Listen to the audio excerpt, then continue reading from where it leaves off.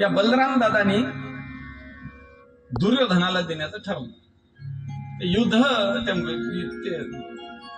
दुर्योधन हा बलराम दादाचा शिष्य होता. पहा, गदा युद्ध शिकवलं, फारच प्रेम होतं त्या दुर्योधनावरती. ते बलराम दादांनी ठरवलं, हे म्हणलं आपली बहीण तुला तिथं काय, बलराम दादा म्हणल्यावर तिथं काय व्हायचं, कोण बोलणार. ते एक दिवस अर्जुन म्हणला, हो म्हणला भगवंता, अहो म्हणला माझं लग्न राहिलंय.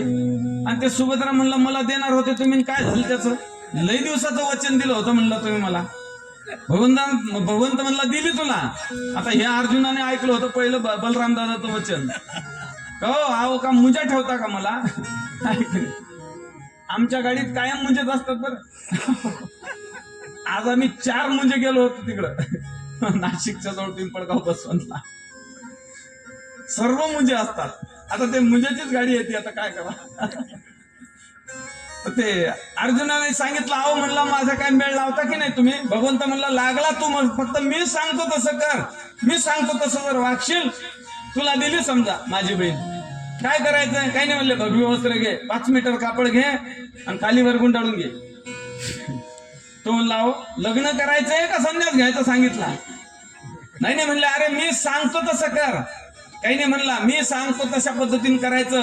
माझ्या गावला यायचं, तिथं अतिशय मौन ठेवायचं, द्वारकेमध्ये कुणाशी बोलायचं नाही, बाहेर बसायचं, तिकडे द्वारकेतही यायचं नाही, बाहेर एका मारुतीच्या देवळात बसायचं आणि बसल्यानंतर मौन ठेवायचं. मौन ठेवल्यानंतर सर्वांचं भविष्य सांगायचं, व्यवस्थित सर्व बोलायचं, कुणाशीच नाही. फक्त आला माणूस की त्याचा सर्व पाढाच वाचून दाखवायचा.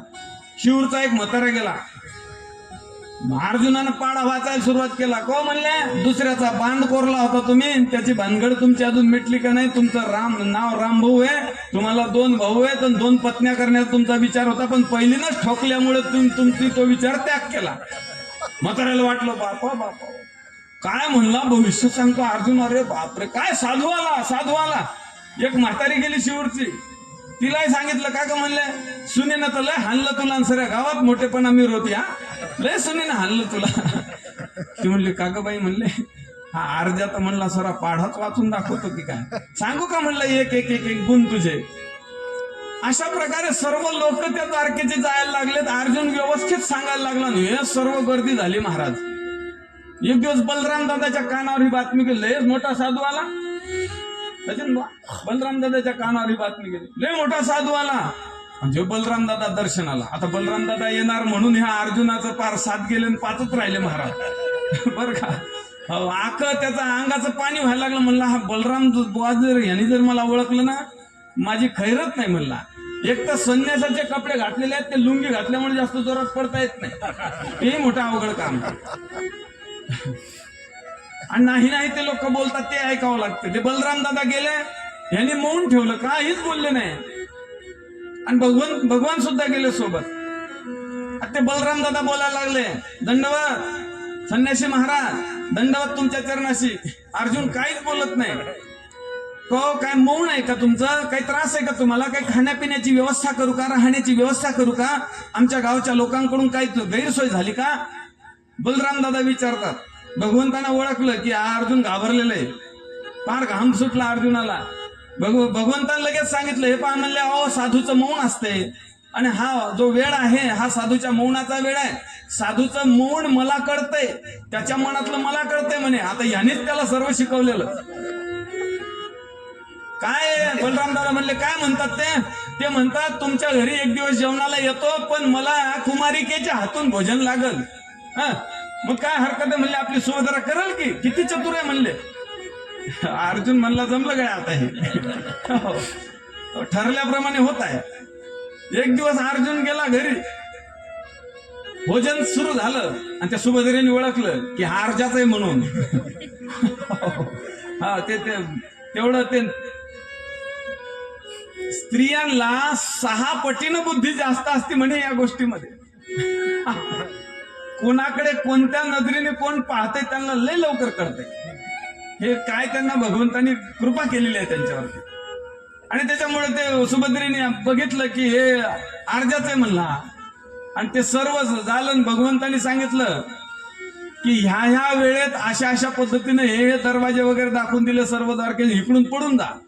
रथबीत सर्व सजवलं, सुभद्रेला घेतलं आणि हे पडून गेले महाराज भगवंत.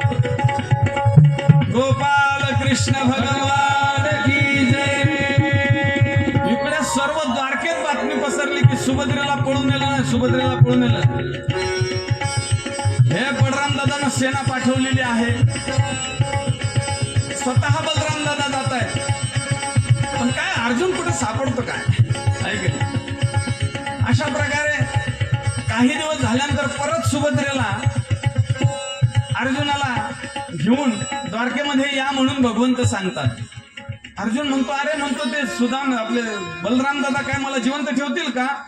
पण म्हणलं आता वेश बदलून यायचा, आता मात्र संन्यास. तेव्हापासून की काय महाराज लोकांवर विश्वास नाही, संन्यासावर विश्वास नाही लोकांचा.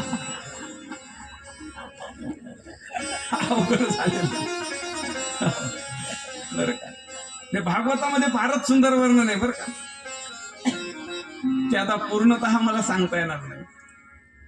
अशा प्रकारे सुभद्रेचा विवाह झालेला आहे.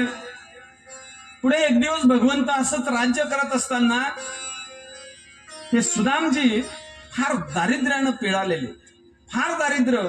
ज्यावेळेस सांदीपानी ऋषीच्या आश्रमात हे गेलेले आणि मौंजी बंधन झालेलं आहे. वास्तविक सर्व संस्काराला अधिष्ठान भगवंत आहे. पण यद्यत आचरती श्रेष्ठ तत्पदेवे तरोजना सयत प्रमाणन कुरते लोकस्तुतून वर्तते. या न्यायानं भगवंतानं स्वतः मुंजे बंधन केलं. तिथं भरपूर दिवस राहून विद्या शिकलेल्या आहेत. 64 विद्या, 14 कला सर्व शिकून झालेल्या आहेत. त्या शिकत असताना हे जे सुदामजी आहेत यांनी एक दिवस समिधा गोळा करण्यासाठी गेलेले आणि चोरून फुटाणे खाल्ले. आणि म्हणून ते चोरून फुटाणे खाल्ले म्हणून भगवंतांनी सांगितलं, जा म्हणले तुला दारिद्र्य प्राप्त होईल. खोटे बोलले सुदामजी. आणि म्हणून त्या सुदामजीला दारिद्र्य प्राप्त झालेलं आहे. सुलभा यांच्या पत्नीचं नाव सुदामजींच्या.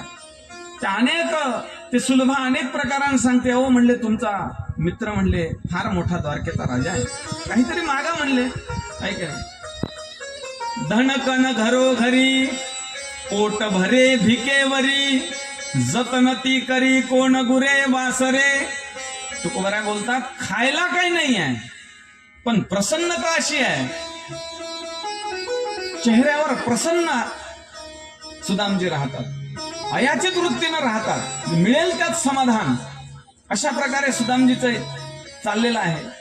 काहीच घरात नाही. पहा, भक्ताच्या जीवनामध्ये सर्वात अधिक जर काही येत असेल भगवंत प्राप्तीसाठी तर ते दारिद्र्य येते अगोदर. ऐक नाही, आपण किती कथा पाहतो ज्ञानोबारायांच्या जीवनात भिक्षेची मारामार.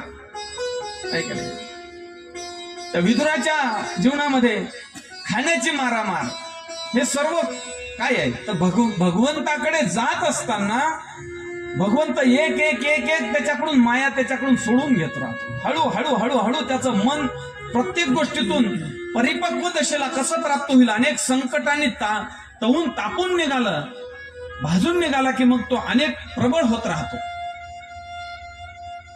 जेवढे जेवढे संकट आले तेवढं तेवढं अंतकरण त्या संकटाला सामोरं जाण्यासाठी प्रबळ होत राहतं. पण संकट आले की बहुतांश आपलं असं असतं की भगवंत आमचं का बरं असं करतो. आहे की नाही. ज्या ज्ञानोबारायांनी भिंत चालवावी, ज्या तुकोबारायांनी गाथा तारावा, त्या तुकोबारायांना खाण्यासाठी काही नाही. काय खावे आम्ही, कोणीकडे जावे गावात राहावे कोण्याबडे. हे म्हणणं जसं भक्ताच्या जीवनामध्ये असतं तसं सुदामजीच्या जीवनामध्ये हा प्रसंग येत. आणि एक दिवस त्या सुलभेने सांगितलं, म्हणले जा म्हणले फाटलेलं धोतर आहे, शेजारून काही थोडे तांदूळ वगैरे गोळा करून आणले, पोहे गोळा करून आणले चाळणे खालचे, आणि आपल्या फाटक्या तुटक्या धोतरामध्ये एका कोपऱ्यामध्ये बांधलेले आहेत. आणि सुदामजी हे अयोध्येच्या दिशेनं द्वारकेच्या दिशेनं निघालेले आहेत. द्वारकेच्या दिशेनं निघाले आणि द्वारकेच्या दिशेनं निघत असताना अनेक प्रकारानं भगवंतांना त्यांना मदत केलेली आहे. चले श्याम सुंदर से मिलने सुदामा, चले श्याम सुंदर से मिलने सुदामा, चले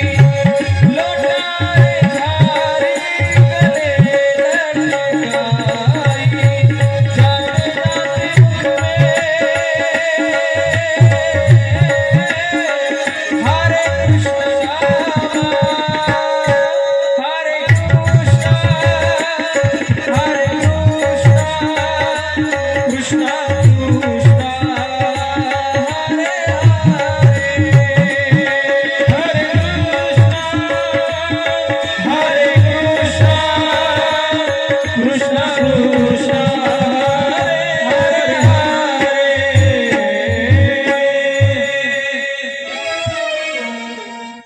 हे भगवंत द्वारकाधीश आहेत आणि त्या आशेने सुलभेने सुदामजींना पाठवलेलं आहे.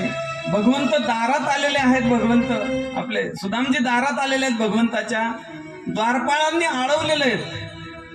म्हणतात अहो भिकारी लोकांना द्वारकेत प्रवेश नाही पहा. है की नाही? तेव्हा सुदामजी त्यांच्याकडे निरोप पाठवतात की बाबा सांगा तुमचा सुदामा आलेला आहे. आता ते द्वारपाळ हसायला लागले. अरे म्हणले कुठं द्वारकाधीश आणि कुठं तर हा सुदामा फाटकीत तुटकी धोती घालून आलेला. अशा प्रकारे नाही नाही ते बोलायला लागले. पण एका द्वारपालाला फार क्यू आली. म्हणले नाही नाही म्हणले अरे कोणी असू देत. त्या जय विजयाचं काय झालं होतं म्हणले माहितीये का तुम्हाला? भागवत वाचलंय का तुम्ही? त्या जय विजयाचं सुद्धा असंच झालं होतं म्हणले. साधूला अडवलं आणि त्या अडवल्यामुळं असा शापाला प्राप्त झाले. भगवंताला निरोप प्राप्त करून देऊ बाकी काही घेणे आपल्याला. आपली आपली जबाबदारी एक आहे भगवंताला निरोप प्राप्त करून देणे. एका सेवकाने जाऊन सांगितलं सुदामा आला. ते सुदामा आल्यानंतर म्हणल्यानंतर भगवंत स्वतः अनवाणी पायानं पळायला लागलेले आहेत. सुनते ही दौड़